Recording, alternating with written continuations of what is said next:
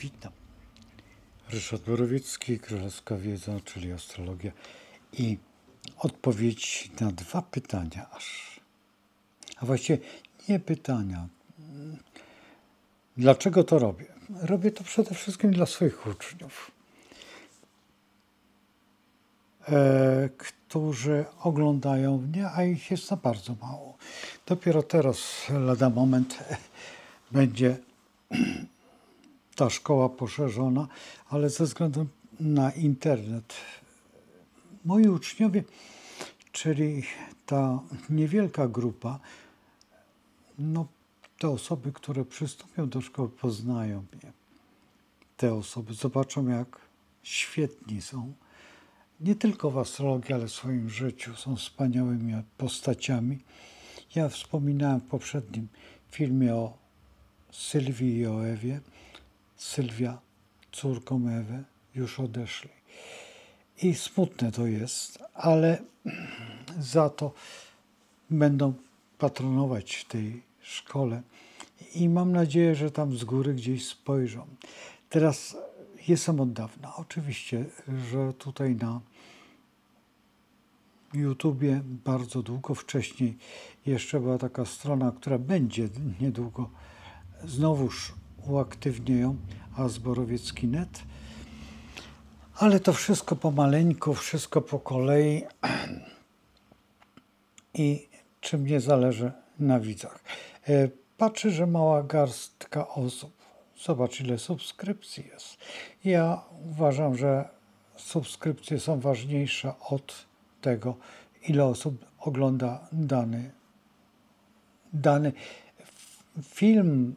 To trudno powiedzieć, dlatego że są osoby, które są spod znaku panny i śledzą to. Jeżeli osoba spod znaku panny ma partnerkę ryby, no to tym bardziej ogląda jeszcze ryby. I to tak się dzieje. Jeżeli widzisz, że film ogląda, przypuśćmy w założeniu 100 osób, to nie jest prawda, że 100 osób ogląda 200 osób. Bo mam sygnały, że całe rodziny oglądają ten program, te moje filmy. Ostatnio słyszałem od pana Lwa, że obejrzał ten film i stwierdził, że jego córki muszą obejrzeć. Posadził te córy, włączył i mówi, to nie ja, to ten człowiek powiedział. I one były bardzo zgorzkniałe, ale podejrzewam, że następnego dnia zaraz zobaczyły, chciały usłyszeć o sobie. Wejść nie jest tak ekskluzywnie dużo.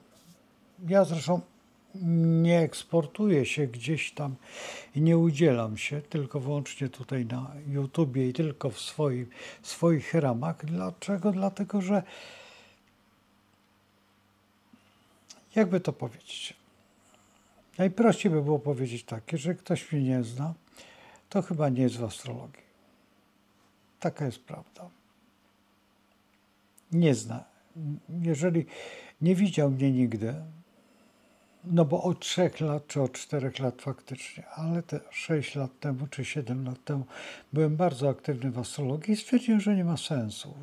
Już wyczerpałem te swoje wszystkie doświadczenia na tych wielkich zjazdach astrologicznych, swoje prelekcje wygłosiłem i wystarczy. Wystarczy, po co więcej, nie ma sensu. Widziałem po swoich kolegach, którzy są dużo potężniejsi ode mnie, ani razu się tam nie pokazali, nie zamierzają. Niektórzy ugięli się, jeszcze inni absolutnie nie.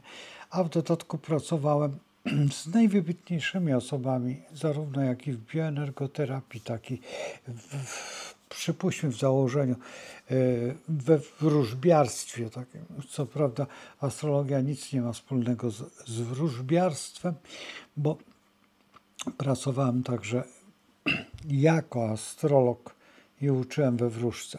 Tak, w tej gazecie miała swoje miejsce na Kazimierzowskiej. Zresztą tam bardzo lubiłem być, w dodatku szefowa tego tutaj pomieszczenia akurat wtedy studiowała, miała dużo czasu. Ja przez przypadek, tylko dlatego, że była taka lampa i zawsze mnie się wydawało, że jest godzina 9:30, a była czasami 11:30, a grzecznie wszyscy siedzieli, a ja traciłem, jak to się mówi, rachubę czasu i prowadziłem zajęcia. Zresztą bardzo często tracę rachubę czasu podczas wykładów, dlatego że po pierwsze zależy od Państwa, którzy chcą wiedzieć więcej. Czasami bardzo ciekawy temat podchwycimy. Zresztą zawsze jest bardzo ciekawy temat. I ja tutaj zawsze go skracam. Zawsze go tutaj na YouTubie, czy w ogóle tutaj w internecie nie jestem tak otwarty jak normalnie na wykładach czy zajęciach. Mam nadzieję, że powrócimy do tego w internecie, ale to już będzie zupełnie inaczej. To będzie Offsetka, TV, to będą, nie, tam będzie to kilka procent zaledwie astrologii, ale pod patronatem astrologii. Jak to? Zobaczycie. A te osoby, które pamiętają jeszcze telewizję z dawnych, bardzo dawnych lat, to oczywiście sobie przypomną, że jednak coś było wtedy. I wtedy faktycznie działania były związane z tą królewską wiedzą. To jest jedna rzecz. Następna rzecz, tutaj pytanie, nie pytanie, trudno powiedzieć, czy w kosmogramie widać zawód. No, w rzeczywistości tak. Nie ma problemu. Zaznaczam. Moją największą frajdą jest, kiedy siadam do interpretacji, szukam ascendentu. Właśnie dzisiaj szukałem i o dziwo idealnie się zgodził ten ascendent. Idealnie, po prostu godzina idealnie ustawiona. Po prostu aż było mi miło, bo ten człowiek był oczywiście poprowadzony przez kogoś, kto przyprowadzony, tak, raczej w ten sposób powinienem powiedzieć, ale poprowadzony dlaczego? Dlatego, że ta osoba wytłumaczyła temu człowiekowi, na czym polega moje działanie w astrologii. To jest dosyć trudne do wytłumaczenia, bo czasami wydaje się osobom, że ja wróżę albo skąd ja wiem te rzeczy. Bo taka jest prawda, że czasami jest to nie do wiary. I teraz największą frajdą dla mnie jest po znalezieniu ascendentu odnalezienie zawodu. I w gruncie rzeczy, jeżeli mamy 100 osób, to tylko 20 osób nie trafiam. Przyznaję się. Dlaczego? Dlatego, że to nie muszę wszystko wiedzieć. Bardzo często osoby idą w innym kierunku. Na przykład tak miałem kiedyś z osobą, która mieszka w Kołobrzegu, chyba do tej pory. I pani była inżynierem budowlanym, a mąż był prawnikiem. Ale wiecie, że było widać odwrotnie? I ona mówi, ale to mąż jest prawnikiem, a ja jestem inżynierem budowlanym. A u męża autentycznie było widać. Tak się dobrali. Tak też się zdarza. Także można czasami odwrotnie, bo ludzie się dobierają na zasadzie jakiegoś takiego przyciągania, ale także odpychania. No, teraz prawnik i na przykład dlaczego tak jest? No tutaj mogę powiedzieć, ponieważ to już było bardzo dawno temu. Pani chciała założyć potężną firmę budowlaną i potrzebowała po prostu wiedzy. Prawnik potrzebował mocnych podstaw, ponieważ skończył to prawo na zasadzie takiej, że dostałem się, no to skończę, ale w gruncie rzeczy to ja będę robił co innego. No i został prezesem, ale był prawnikiem firmy budowlanej. Żona z kolei potrzebowała prawnika, była inżynierem, tym głównym. Właściwie no, też trzeba by powiedzieć, że także prezesem, nie prezesową. Także tutaj na przykład można takie rzeczy robić. Bardzo często też tak jest, że są dwa zawody widoczne. Tak jest widoczny. Bardzo ciężko jest odróżnić na przykład prawnika od lekarza. Bardzo ciężko. Naprawdę są niuanse tylko w kosmogramie, że jest prawnik, że jest lekarz. Dlaczego? Bo są to studia i ta praca jest właściwie cały czas kształceniem. Bardzo podobne są do siebie. Mimo to to jest wyjątkowo ciężkie studia, dużo wkładających w siebie energii właśnie tego wchłaniania, powiedzmy, że wiedzy. Ale na przykład bardzo interesującymi studiami jest architektura i sztuka. W ogóle sztuka jako sztuka możemy wyróżnić dwa typy. Jest ten typ artystyczny, muzyczny i jest ten typ artystyczny, ale ten rzeźbiarsko-malarski. Chociaż szczerze mówiąc, łatwiej jest mi znaleźć malarza, może dlatego, że ja sam maluję i sam jestem, no, tworzę i jestem w tym kierunku zdolniony, niż na przykład w rzeźbie, bo rzeźbiarzy niewielu znam, akurat tak się złożyło, ale aktorów bardzo dużo. Widać dokładnie aktora. Widać dokładnie. I takim numer jeden aktorem, którego sobie najbardziej cenię, no to jest Irena Kwiatkowska, która jest panną. To jest coś fantastycznego. Dykcja, słownictwo. To jest majstersztyk po prostu. No i chyba każdy powie, że mam rację, no bo to jest kobieta, która żadnej pracy się nie boi. I to jest motto właściwie tego tematu dzisiejszego, ale i także tej panniastości, bo ktoś powie, no ale o czym Pan mówi? No właśnie o tym, o pracy, o systemie pracy, swoim też. I jednocześnie, mimo że tam gdzieś jakaś część panny we mnie jest, bo musi być, każdy składa się z tych różnych znaków. No i teraz patrząc się na inne zawody, oczywiście, że widać. Oczywiście, bo po pierwsze, pewna część kosmogramu jest matematyczna, druga część jest filologiczna i teraz trzeba tylko rozpoznać, czy ta osoba jest filologiem, czy bywają, przypuśćmy tak jak pan, którego wszyscy znają, dokładnie Lem, który jest lekarzem, a jest pisarzem. I jeszcze fantazji. No, niezupełnie. Po pierwsze, trzeba przyznać, że główną rolę tutaj, ale znając już życiorys, nie to, że widać to w kosmogramie, ale widać przede wszystkim szkołę matematyczną, lwowską szkołę matematyczną, którym on był najmłodszym uczestnikiem. Następnie medycynę, ponieważ medycyna jest twardą wiedzą, jednak twardą.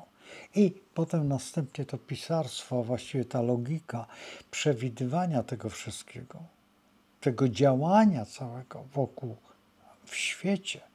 Ten orwellowski sposób myślenia, który dzisiaj jest tak szalenie niemodny, a jednak realny, a przecież kto przeczytał Kongres Futurologiczny, no to przecież będzie wiedział, o co chodzi.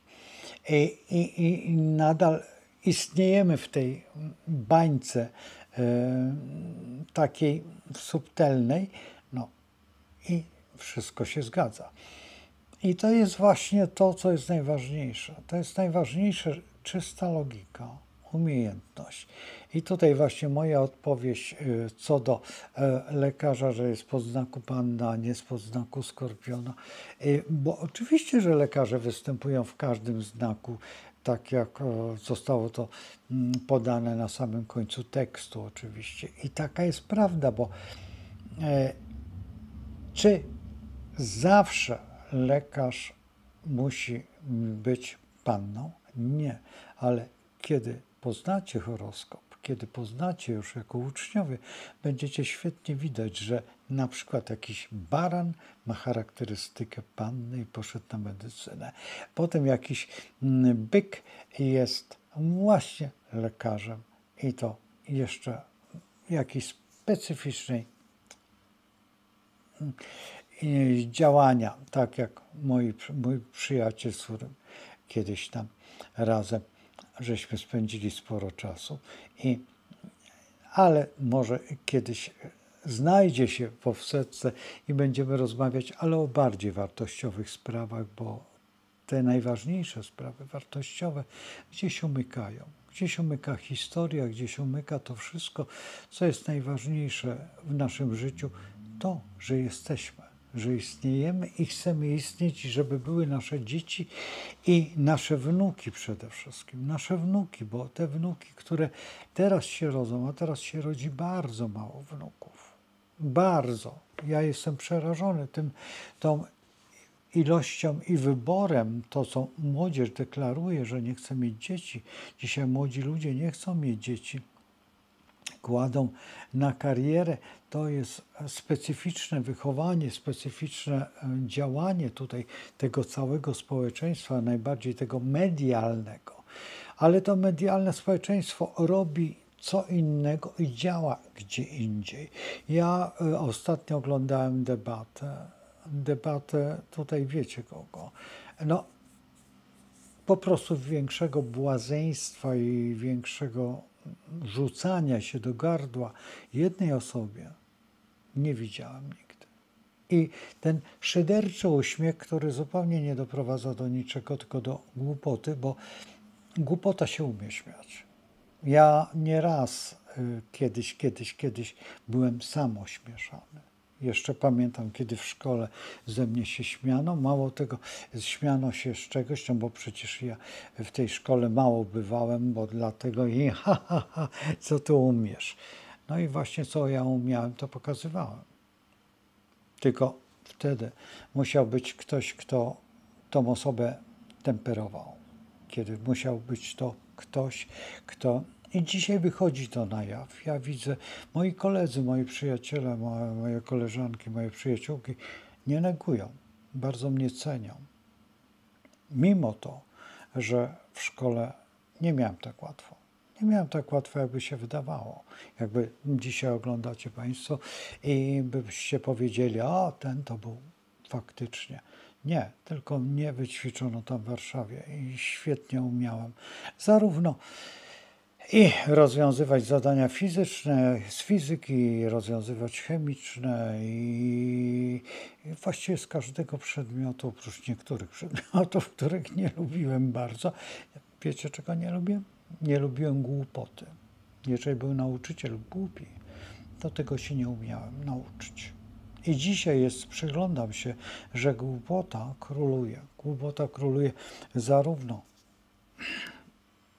w tym najważniejszym, właściwie tutaj wiejska dochodzi, czyli w Sejmie i faktycznie orwellowskie podejście do działań jest i to jest najbardziej przykre, że obejmują stanowisko osoby, które nie potrafią znaleźć miejsca.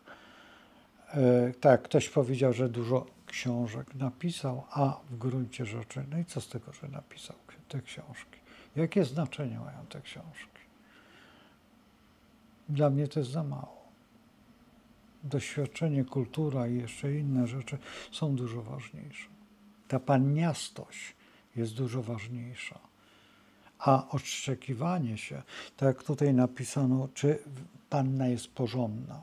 Tutaj przecież panna jest dziewicą. Czy tak jest w astrologii, tej starej. Panna niesie ten głos. Ale żeby zebrać ten głos, trzeba zrobić bałagan niewyobrażalny. Wyobrażacie sobie, że jak wygląda w ogóle uprawa ziemi. Żeby dobrze ziemia dała, trzeba ją zgnoić, potem zaorać, następnie zasiać, potem wyrównać, zbronować. Kiedy zacznie lekko, trzeba ją spryskać, trzeba ją ocalić przed jakimś tam robactwem, żeby nie zjadły jakieś tam rzucane przez Amerykanów stonkę. Pamiętacie taki moment, kiedy Amerykanie rzucali stonkę? Czy to prawda, czy to nieprawda? No w pewnym sensie na pewno tak. No bo tak mówiono w tamtych czasach. I potem co? Potem trzeba było to skosić. Potem to zebrać, czy tymi grabiami na przykład, tak? I potem postawić albo związać te snopki, a snopki potem poustawiać, no i zawieźć do stodoły i wymucić. Popatrzcie. Mucić, zgnoić, zaorać. Znacie te słowa.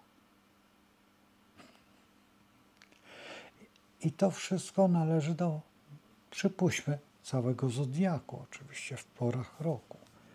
Ale Panna jest tymi żniwami. Czy one się udają? Nie zawsze. Czy one dadzą coś? Nie wiemy. Dopiero waga pokaże, czy dobrze się sprzeda, czy zrobi się nadzieję. A jak nie, to co będzie? Wielita głód. Znacie? Przecież mówiłem o jelitach.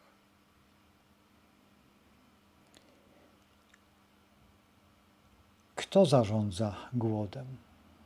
Jeżeli patrzymy, to medycyna. Czy można mniej zjeść? Można. Tylko wtedy nie będzie komu pracować. Bo już raz znamy z historii, gdzie karmiono tylko brukwią i dlatego tej brukwi nie możemy dzisiaj kupić. Gdzie? Młodzi ludzie się mogą zapytać. Jak to gdzie? W niemieckich obozach koncentracyjnych na terenie Polski.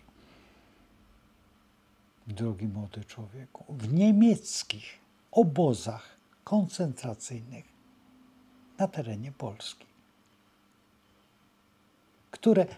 w których byli tak zwani faszyści, czyli Niemcy, hitlerowcy, też Niemcy, gestapowcy, też Niemcy, no i tak zwane Szwaby, też Niemcy. No więc gdzie?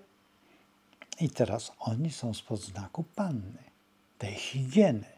Teraz jak sobie wyobrażasz higienę? Czy sobie wyobrażasz higienę w formie Auschwitz, obozu, komór gazowych? Najpierw golono, myto, łaźnia, a potem rzucano wspaniały gaz. Wyobrażasz sobie taką higienę? Taką specyfikę?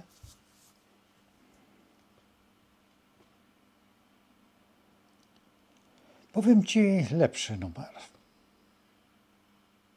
młody człowieku, że mój kolega, kiedy przyjechał do mnie nad morze, nie mówił po polsku zupełnie. Bardzo źle mówił, właściwie wcale nie mówił. Myśmy rozmawiali bardziej w językach wielorodnych, od francuskiego do niemieckiego, ponieważ moja mama mówiła fantastycznie po francusku, mój ojciec mówił fantastycznie po niemiecku, ale raczej nie był zajęty nami, co był zajęty oczywiście swoim drogim przyjacielem. I on zaczął opowiadać, że on by chciał pojechać chyba do Łeby, bo tam się urodził Bismarck. I czy tam mieszkał ten Bismarck. I zaczął opowiadać, bo mówi, gorszego zbrodniarza nie było. Ja mówię, co ty opowiadasz? Przecież Bismarck dla ciebie to jest największy kanclerz żelazny. Tak.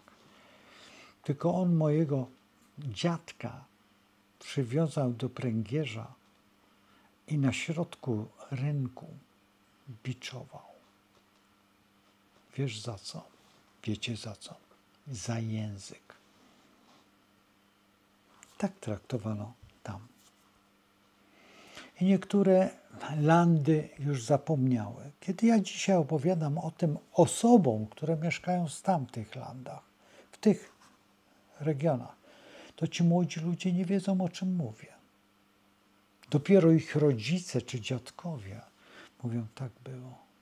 Mówi, tak było. To nie tylko my dostawaliśmy po łbie. Sami oni też dostawali. Zresztą co tu ukrywać. Dachau był takim więzieniem, obozem niemieckim dla Niemców. Zginęło tam sporo Niemców. Między innymi właśnie dziadkowie mojego kolegi. Nie ci, tylko inni. Z innej strony, z mamy strony jego. Nie ci, o których opowiadałem, który został tam pobity, tylko ponieważ to rodzina bardzo patriotyczna ze strony mamy. Niemcy, którzy musieli wyjechać, ale to tylko dlatego, że Polacy im powiedzieli, że weg. A w gruncie rzeczy, no cóż, kiedyś opowiemy, może on nawet przyjedzie, chociaż nie wiem, czy ma chęć, a ja nie wiem, czy ja mam chęć napisania do niego, przyjedź w setce, ponieważ ja tego niemieckiego nie znam, a on tylko słabo. I to są takie historie właśnie, które astrologia bardzo wyciąga, bardzo potrafi wyciągnąć z tranzytów. Wiesz, czasami się zastanawiam, jak to jest, że łatwo zobaczyć zawód, łatwo zobaczyć predyspozycje dla starszych osób, te, które mają już jak to się mówi, są w kryzysie, no źle, no dobrze powiedziałem właściwie, w kryzysie wieku średniego. Bo młodzież dzisiaj mówi na takie kobiety, że to mamuśki. Mamuśki to już są w wieku 30 paru lat, chyba się rozpoczyna ten termin. Dzisiaj za moich czasów 30-latki to była młodzież zdemesowska tak zwana, a właściwie ta, która studiowała, no i między innymi zostawali ministrami sportu i nie tylko sportu, jeszcze jakiejś kultury i dobrze szabrowali. Zresztą tak, ich rodzice ich tego nauczyli doskonale. Przecież niektórzy musicie poczytać troszeczkę Wikipedii, zawsze sprawdźcie, kto był kiedy w to co było na tej prelekcji właśnie tej chyba wczorajszej albo przedwczorajszej, no nieważne, ale wiecie o co chodzi, tej pani kontra ten pan. I sobie pani wyjeżdżała, że ten pan dostał bardzo dużo pieniążków od tatusia, a pan powiedział, że no właśnie nie powiedział wszystkiego, bo powinien powiedzieć więcej, a powiedział też, że taki uniwersytet, no taki jak u nas były kiedyś te uczelnie takie, no i my to nazywaliśmy WUML-em. Jak będziecie szukać, to sobie znajdźcie taki przedmiot WUML. A właściwie nie WUML, tylko no taki, powiedzmy, że uniwersytet. Zresztą bardzo dobrzy wykładowcy tam byli, tak, którzy, większość ich wywodziła się tak zwanej ziemi sieradzkiej. Ja bardzo to lubię.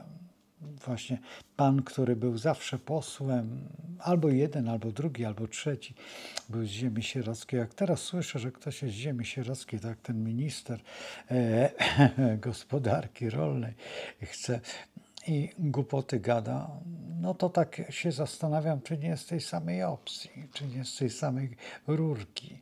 Jak pan w ciemnych okularach, potem panowie, którzy dzierżyli zawsze stanowiska w gazetach i takich kulturonośnych.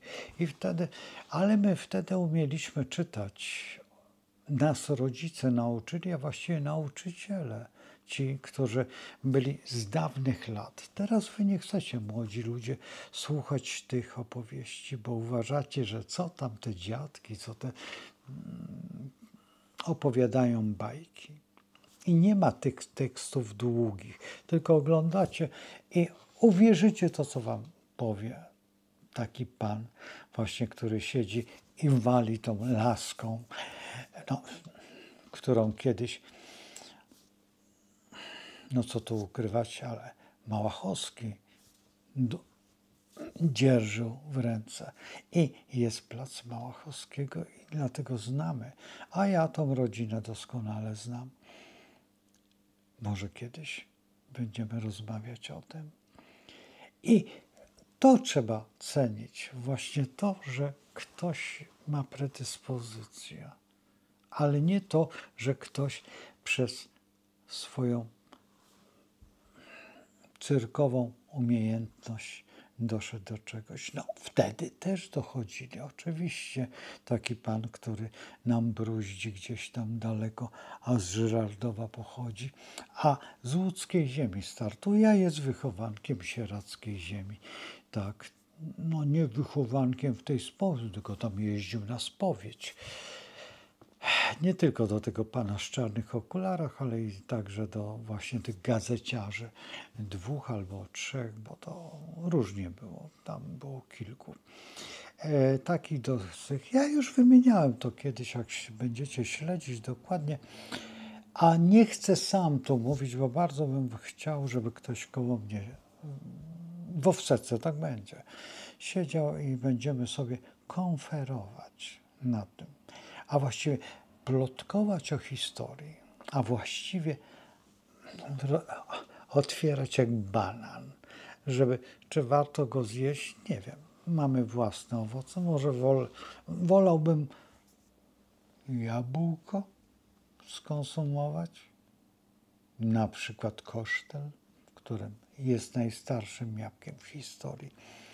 Kosztel była najstarsza. Jeżeli rajskie jabłko, to na pewno była kosztel. Dlatego było takie. Ale zauważyliście, że dzisiejszy ten smak jest inny jak te 30, 40. Tak, ta słynna papierówka, która miała taką rysę i tak się obracała i pękała i się jadło. Jeszcze jak była tak lekko zielona i kwaśnała. Boże, jakie to było dobre. A jaki był kompot pyszny. Nikogo nie bolał brzuszek.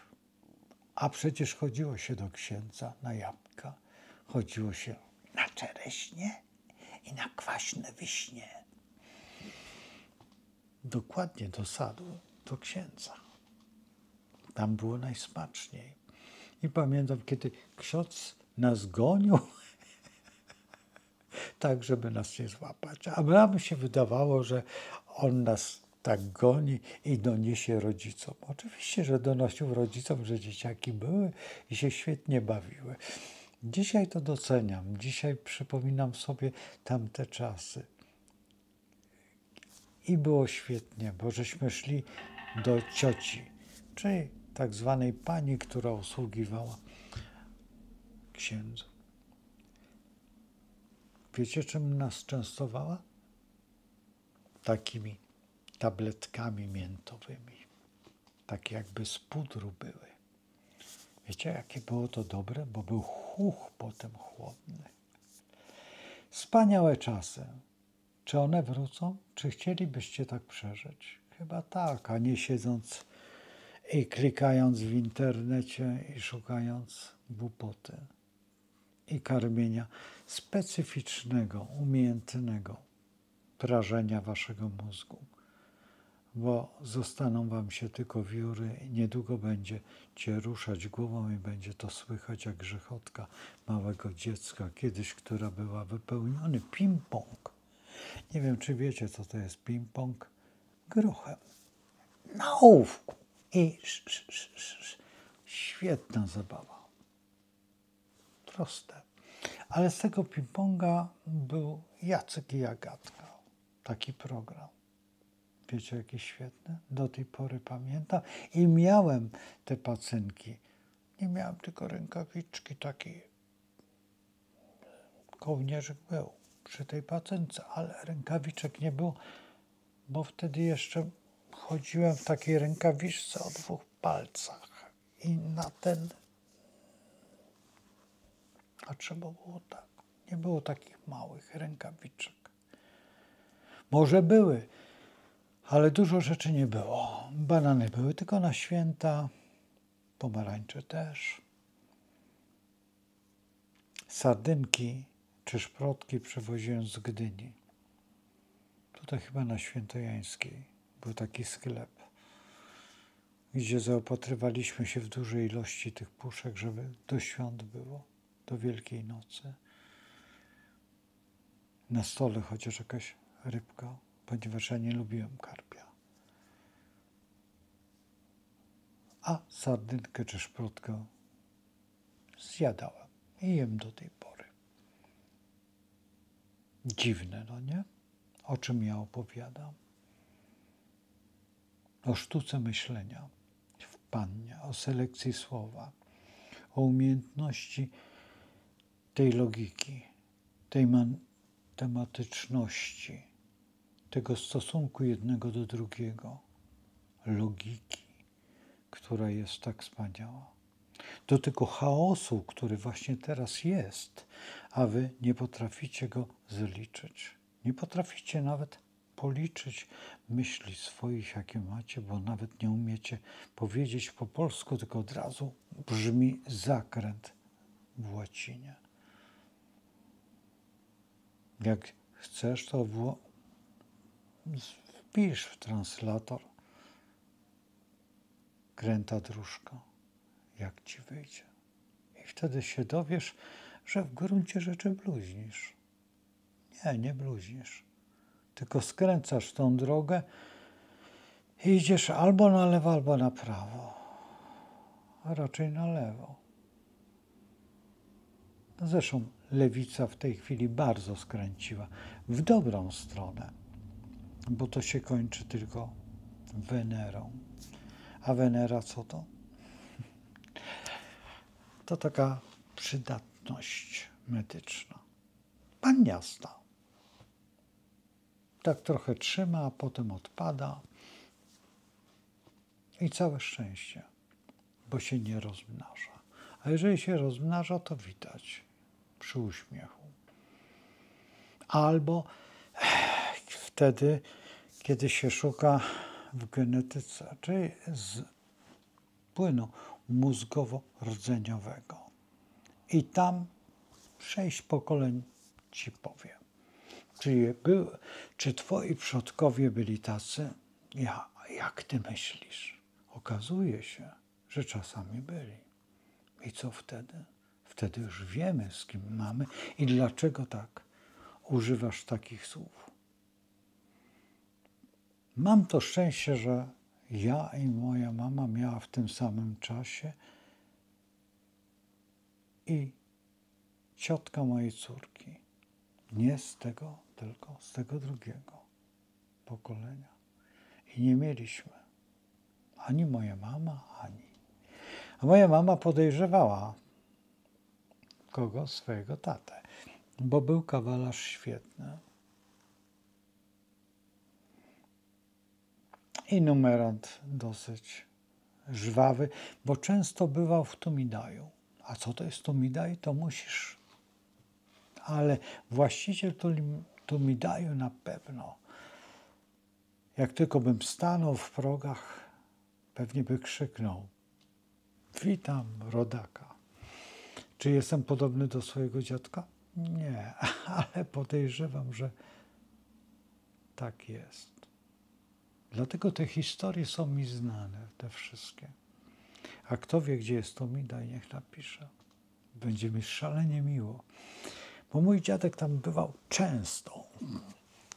Razem ze swoim kuzynem i ze swoimi przyjaciółmi hulali co tydzień. A dlaczego? Nawet koń wiedział, jak tam się dostać i jak wrócić do domu. Nie potrzeba było woźnicy. Koń był mądrzejszy. A dzisiaj już konie wybija się i stempluje. Jak te tam gdzieś pod Kołobrzegiem miał wielką gwiazdę czerwoną z sierpem i młotem. I żył taki koń. Wyobraźcie sobie, że nawet na nim jeździłem. Przyszedł z Armią Czerwoną do Kołobrzegu i został. Dlatego, że właściciel był postrzelony i też został i tam miał swoją ziemię. Wspaniały człowiek. Mówił ostro i szczerze i wielką prawdę. Jak było wtedy. Dlatego wiem, dlatego mogę powiedzieć sporo. Po to, żebyście nie usnęli, bo na razie śpicie. Obudźcie się, bo obudzicie się z ręką. Wiecie w czym. Nie będę mówił, bo po co? Bo na razie gnieciecie tylko plastelinę, a wydaje wam się, że są to dolary. No to tylko śmierdzące zachowanie. I może nas to czekać. No cóż, trzymajcie się. Zostawiam was przy tej zabawie w kloace życia. No cóż mam powiedzieć? Bóg zapłać. Do zobaczenia.